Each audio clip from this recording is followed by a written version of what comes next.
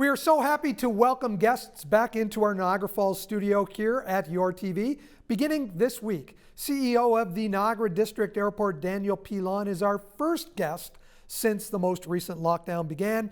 Daniel, airport activity slowed to a crawl during much of the pandemic. How did the Niagara District Airport weather the storm? Like all airports, difficult time. That crossroad of aviation and tourism is where we sit, and it's certainly been quite difficult. We've weathered it somewhat better than some facilities, mainly because we're an airport that focuses mainly on kind of real estate necessarily rather than passenger traffic. But yeah, our movements are down significantly from where we would have been 2 years ago. I mean, I think around the month of May in 2019 would have seen about 5,000 movements. That's every time a plane goes up, plane goes down. You get a movement, and we were just shy of 1,000 in this month of May. So we're talking significant numbers. Last year we dropped from 45,000 movements a year to 27,000 a year. So difficult times hits your revenues, hits your people, hits your growth plans, hits your different ideas and business opportunities. So we've been managed to weather it with some new innovative stuff, but it's been difficult. You were in the middle of a growth period with GTAA Airlines, and that was really chopped off at the knees during this pandemic. They're reopening. How healthy are they to continue offering the service that they were offering before the pandemic? We're hopeful. They'll be returning. Conversations that we've had shows that they're attempting to. I think they're going to be looking to take advantage of all of these opportunities there's a number of opportunities that have come forward federally for support for the aviation industry to be able to get back. I mean, when you see your Air Canadas and your WestJets and your Porters being in situations where they're laying off tens of thousands of employees and shutting routes and shutting stations at different airports, a smaller niche airline like a Fly GTA is obviously going to have a more difficult time being able to do so. But they're hopeful of coming back. We're hopeful that they'll be able to get some of that support to be able to bring them back in, because yes, their numbers had increased massively. They had done about a 56% increase from year 1 to year 3. They were up to about 8 times a day in season, like right about now. Today, 2 years ago, we would have been 8 times a day, and now none. So we're hopeful to get them back. It was a great service, tourism and business. It was moving both ways. We're hopeful to get that back to the table.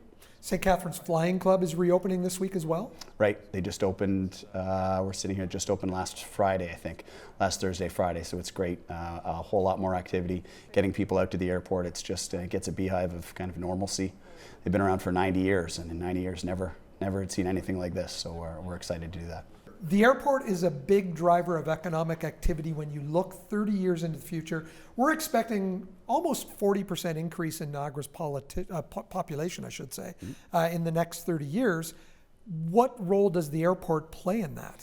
We often reference that when you take a look at your 10 top population areas in Ontario, all of them have an airport. It's a very simple economic driver of activity in your area. So for what we want to kind of grow up to be, the scenario is when you take a look at your transportation master plans and all those things they all have. That's why they're working on better connectivity through GO, and that's why there's consistent work on the road network. But it's a huge item to have that. So the key is making sure that you're growing in the fashion that supports the industries that you have there. So that's really the item that's important. So our first niche, because a lot of folks who aren't involved in the industries, so to speak, say, well, can I get a flight and go anywhere out of there?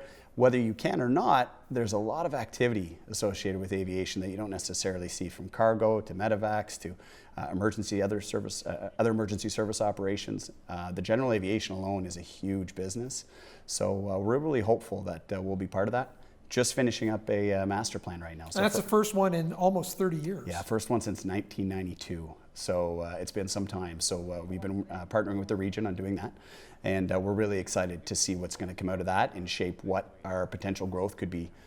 There absolutely is a means of servicing the 13 million tourists that you have, and getting that 13 million to something, getting it to 15, maybe getting it higher, and then business items as well too, and supporting what that can look like. So it's a huge piece. It's a catalyst, and any economic development individual is going to tell you that having an airport is an absolute asset that you should be in the your best interest would be to grow what that looks like, rather than even see it remain where it sits. Current ownership of the Niagara District Airport falls within 3 municipalities: Niagara-on-the-Lake, St. Catharines, and Niagara Falls. There's a lot of push to move that off of the plate of the municipalities and maybe to a private owner? Do you see that being part of the future of the airport? The reality is that it needs to take another leap forward, and in most of the airports that you see, given the capital needs that are there, it usually needs the support of someone else, especially a small to medium-sized airport like ours. So I think what's occurring there is you have a number of folks who, the current owners, those 3 municipalities, know that status quo just isn't an option. Letting it sit as is for another 5-10 years isn't going to work. It doesn't provide the economic stimulus that you really need to see. So we need to keep investing in that. And the question is, where does that investment come from? The municipalities don't want to front that money. It's difficult for them to, right? Because they have a lot of other asks. And especially right now in current days through COVID, there's a whole host of other asks. So I think that's about what it is. It's about putting a feeler out there and seeing what kind of interest there would be in the private sector to operate this kind of facility and see if it can pay off. So this is really kind of, shaking all the trees that's necessary. I think the municipalities are doing their due diligence, saying, do we have another means of paying for this growth? It's a necessity for the growth of the facility, and for the growth of the region. And for the growth of the region, right? So it's really just important to kind of look at the various options, and in private sector, given what that could look like, given the business of aviation where it was 2 years ago, we referenced it was booming, and it certainly was. Shortage of pilots, growth of routes, enhanced business travel, leisure travel, all of those things.